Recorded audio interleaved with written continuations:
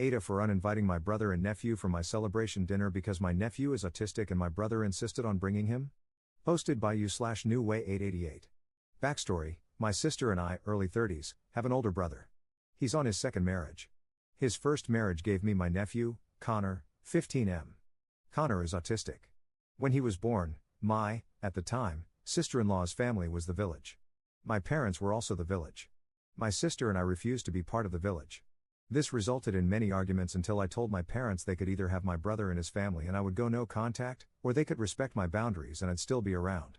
They agreed. Eventually, my brother got a divorce because of marital problems, one of which was his ex-wife insisting that my sister and I step up and help. I felt bad for him, still do, but I wasn't going to change my stance.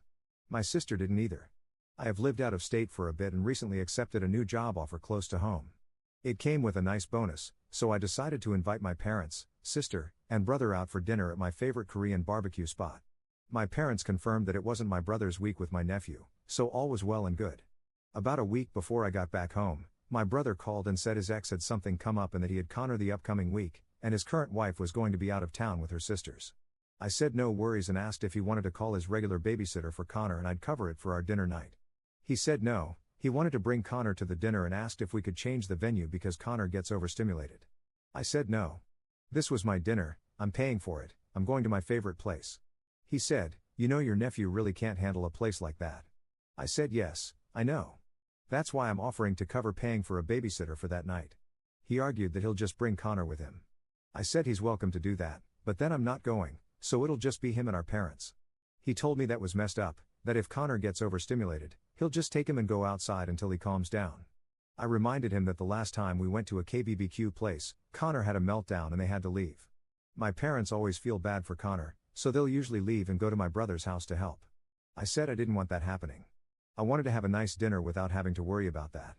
He told me to go FCK myself and hung up. We went to dinner, my sister, my parents, and I. My brother did not show up. It was a nice dinner. My parents enjoyed it too, but they said they wished my brother had come. I agreed. They then said they wished my nephew had come too. I did not agree. I said it would have likely resulted in my brother leaving after maybe 30 to 40 minutes of being there, and they would have followed him too. They agreed but said I should have let him come anyway and just deal with it. I said that sounds like a good reason for me not to do that, and we didn't talk much that night after that. Was I the jerk here? Top/relevant comments.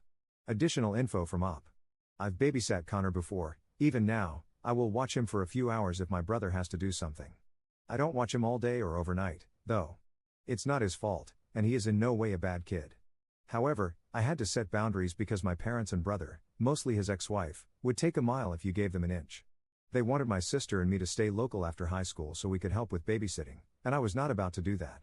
I did see both of them before I left, since I wanted to, but I did not apologize for wanting to eat at my favorite spot and have it done my way for just one night. Whenever my brother wants to have dinner, we basically go to the same local spot because it's quiet and doesn't upset my nephew, and it's his fixation when it comes to food. That's perfectly fine, and I go to those dinners, but for my dinner, I wanted it somewhere I enjoyed. Commenter. Not the jerk, can't believe they expected you and your sister to limit yourselves and stay near them to raise their child. That's some entitled crap. Op's response. I did sometimes feel bad, because my ex-sister-in-law's family really stepped up and helped, and my parents did too. But neither of us wanted to give up going somewhere else for school and life, just because my brother had a kid. That didn't seem fair to us, and I didn't want to put my life on hold for that. We're normally pretty good with each other, but it's only when stuff like this pops up that I get into it with my brother and parents. Update 1 day later. First, I wanted to thank everybody, positive or negative, for giving feedback. Whether it was good or bad, I did read every one of them, even the ones who called me a jerk. Totally valid. While I did see my brother and Connor before I left, it was more just playing with Connor and making small talk with my brother. I decided today to call my brother to try and get more info and smooth things out. We talked for about 5 minutes before I broached the subject. I told him I was sorry if it felt like I was being unnecessarily mean or exclusionary to Connor, but that I felt I had a right to decide how to celebrate the way I wanted to. He said he was sorry that he snapped the way he did, and looking back, he realized Connor would have had an awful time and it would have been a big waste of money for me. The place we went to was about $80 a person, $40 for Connor whether he ate or not. He just really wanted him to be there too. I told him going forward, for things like my birthday, I would be more than happy to have lunch as a family with Connor somewhere he likes so he can have a good time, then go to dinner somewhere I want to eat and I'd pay for a babysitter, or his mom, my brother's ex, could watch him. He asked if Connor would be welcome at the dinner too, and I said I didn't think so because I still planned to have KBBQ/hot pot/sushi/fine dining, and Connor doesn't do well in those environments, light/sound/smell/atmosphere. Which is why I brought up having lunch the day of or beforehand, so we can all celebrate and it be okay for him. But I was still standing firm that for my birthday, or something like another promotion, I wanted to go somewhere that I enjoyed without having to worry. I brought up that when he took us out to lunch, once a month before I moved, he picked, or my parents picked, and they always catered to Connor. I had no problems with that and attended almost all of them.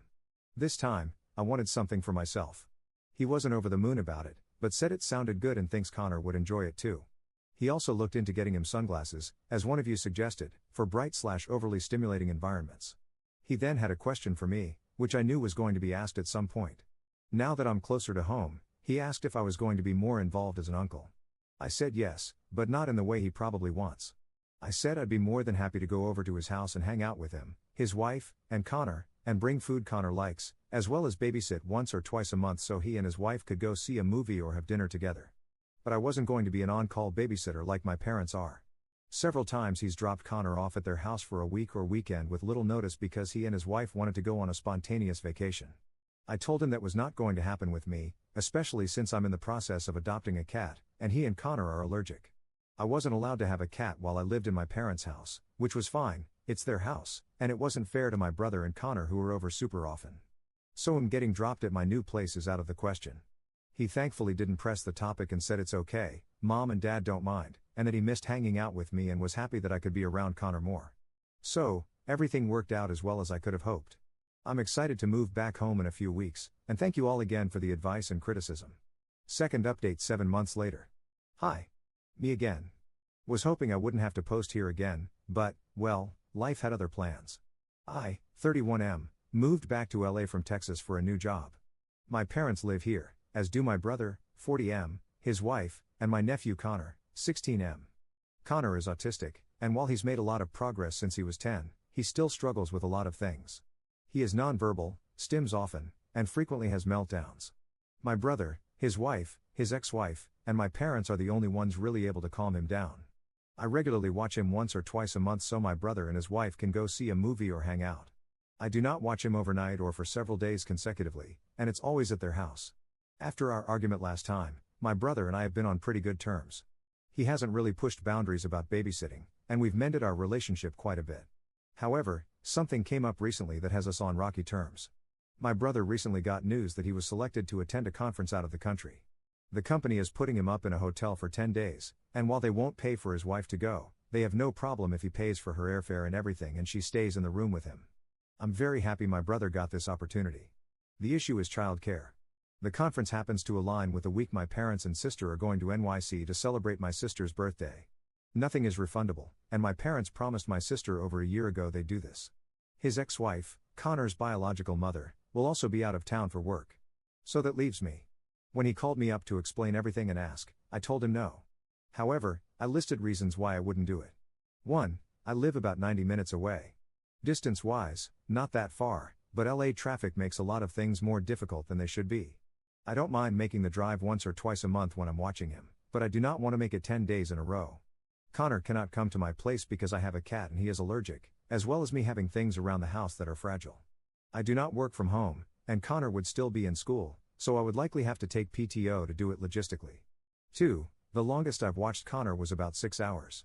He had a meltdown near the end that I was unable to calm him down from, and it was only my brother and his wife getting back 20 minutes later that saved me. I cannot picture myself doing it for 10 days straight. 3. This one might sound really selfish, but I don't want to set a precedent. If I watch him overnight even once, I know my brother and his wife would push it on me again. I don't want that to be a thing. I'm happy with our arrangement of me watching him once or twice a month and hanging out with him with my brother and our parents. That being said, I would not hesitate to watch him during an emergency. But that is a totally different story. I explained all this to him. He wasn't happy. He went off on me about how he thought me being back would mean he could rely on me for this. I have said before, I am not an on-call babysitter, and his wife would really like to go on this trip. I said I'm sorry, but I'm not doing this.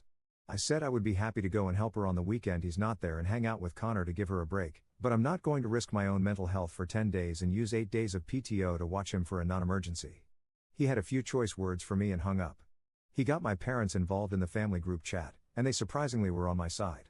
They said it would be a really nice gesture if I did it, but reminded him that I've never watched Connor overnight and his wife doesn't have to go on this trip. He hasn't really talked to me since. I feel bad for his wife not being able to go, but I also don't trust myself to be able to handle Connor for 10 days. Top/relevant comments. Commenter. Connor has 3 parents, your brother, his bio mom, and your brother's wife. They are the people who have primary responsibility to take care of Connor. That all 3 of them want to go off for 10 days at the same time and none of them want to stay with the kid makes them the jerks. It's their responsibility to ensure that one of them is there to look after their child. It's wild that after all these years of you saying no, your brother keeps pulling these stunts on you. You set your boundaries way back when you were in high school about not being a co-parent or an on-call babysitting service. What are they still not understanding about your consistent no? Ops response. His bio mom will only be gone 7 days, but it's also not during her custody time, and she let him know months in advance. I think he thought I'd flounder, and that maybe being around Connor more often would soften me up. He was sort of right. I do enjoy spending time with Connor more now than I did when I was younger, but I'm not willing to give up my freedom and personal goals to regularly be called upon to be a babysitter. I quite like my arrangement. Commenter 2. Is it possible for your brother to take Connor with him? Ops response. Taking him isn't an option. His bio mom will not allow him out of the country, per their custody rules, and the last time he went on a 45-minute plane ride to San Fran, my brother described it as the longest 45 minutes of his life. I cannot imagine what a 10+ hour plane ride would be like. Commenter 3. Well, someone between your brother and his ex-wife has to figure out the child care plan for their son. Ops response. I agree. If I had to guess, his wife is going to stay home. He's going on the trip, and his ex is going on hers, so that leaves his wife to stay home. Which she obviously doesn't want to do, but it's not going to be me. Third update 6 days later. First, thank you to everyone who provided advice. I really appreciate it, and it helped to know that I wasn't out of line. I messaged my brother. I said he had 2 options, either he and or his wife stay home and watch Connor, or he works with local agencies or care facilities, I apologize if I'm not using the right terms, to get respite care for the duration of their trip, and I would check on him over the weekend. I made it clear that I would not be watching him, and I was not open to further discussion on that point. He called me, and his wife got on the line. She said I know how she feels about other people watching Connor overnight, and how her mother feels too, and that she's never been to this destination before, it's on her bucket list. I said I understood, and in that case, I assumed she'd be staying home with Connor, and maybe she and my brother could take him there together in the future. My brother tried to interject, but I cut him off. I told him I really didn't care what he had to argue, I wasn't here for it.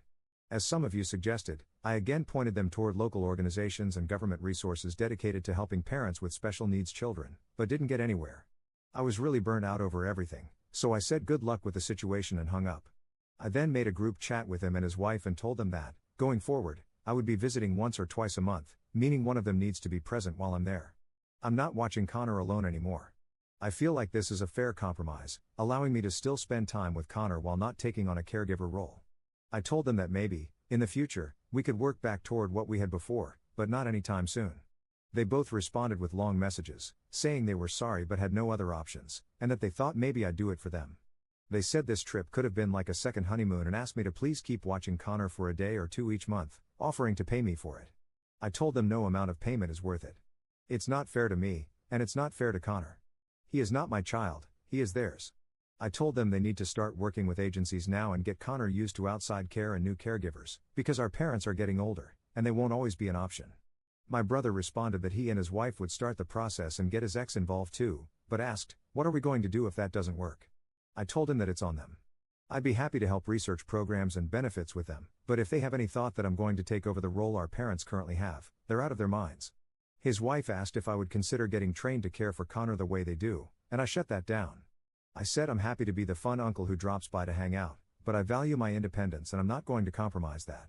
Eventually, they both just gave me thumbs up emojis. His wife said she would stay home with Connor and not go on the trip, and that they'd see me in 2 weeks to hang out. We'll see what happens then, but at the very least, I'm not on the hook for watching him, and someone who can calm him will be with him. I'll continue encouraging them to expand their support circle and explore more resources and programs for Connor. I think doing so would greatly improve the quality of life for all of them, and help prevent situations like this from happening again. Top/relevant comments. Commenter. The math here is so important, though. Connor is 16, and Op is 31. That means he was 15 when Connor was born, and both Op and his sister had to actively refuse to be part of the village, including sacrificing their futures to stay local to care for the kid. Reading between the lines, it sounds like the brother and his ex tried very hard to parentify the younger siblings, which is part of why Op is so firm on his boundaries now. Commenter 2. I don't think this is over. I believe they think they can eventually wear you down. I think you need to be prepared to call the police if your brother and his wife manage, at some point, to take off and leave you alone with your nephew. And if they continue to push this with you, I think you need to let them know that if the above scenario occurs, you will be calling the police for abandonment. Op's response. I've made it somewhat clear that if they keep this up, I'll join my sister in going basically low contact / no contact. I'd feel bad not talking to my brother or seeing Connor, but it really wouldn't be worth it if they keep trying this. Commenter 3. Has your brother and his family made any plans for your nephew's long-term care? What happens as they age, or die, and can no longer care for him? Op's response. They are working on that, but they're still in the we can handle him stage, despite situations like this clearly showing they can't.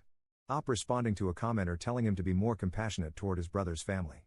I respect your opinion and think you're doing a fantastic job on your end, but I have no plans to be trained in how to care for him or be part of the village. That is why I left for college years ago. I could have stayed home and gone to the local college and saved a lot of money, but I was told, not asked, that when Connor was born, I would be part of the village and had to learn to deal with it. That is why I left for the better part of a decade and have only recently gotten back from low contact / no contact with my family, except for my sister. Fourth update 3 weeks later. Once again, thank you for all the comments and advice.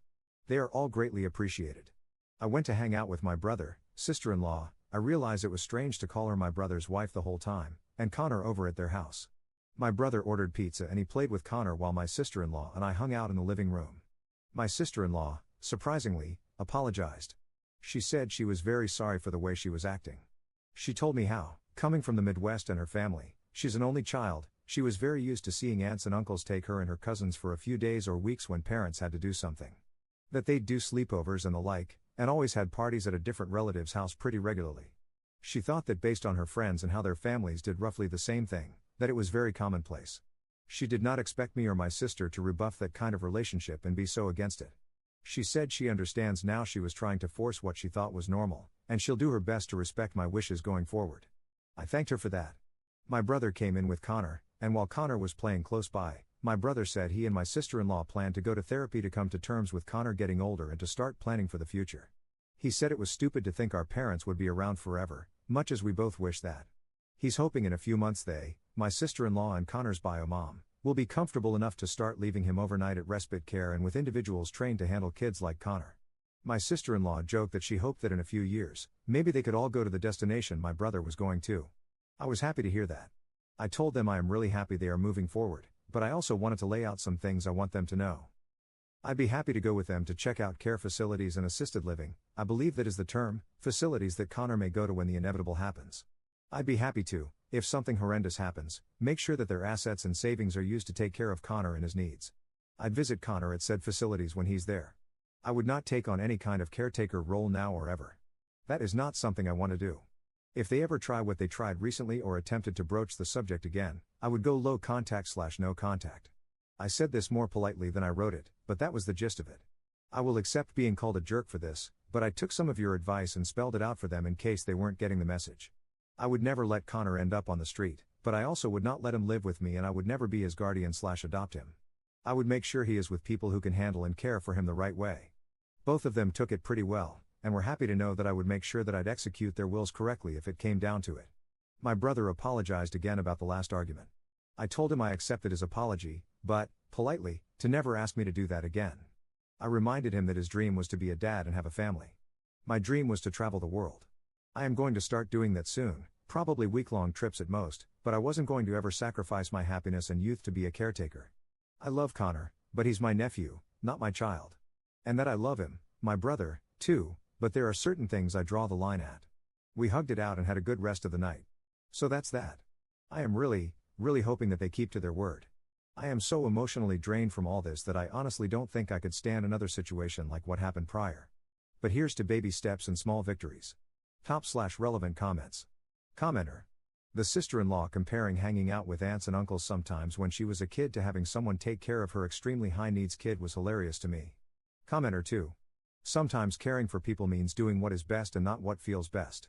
I'm glad this lesson made its way to the parents in the end.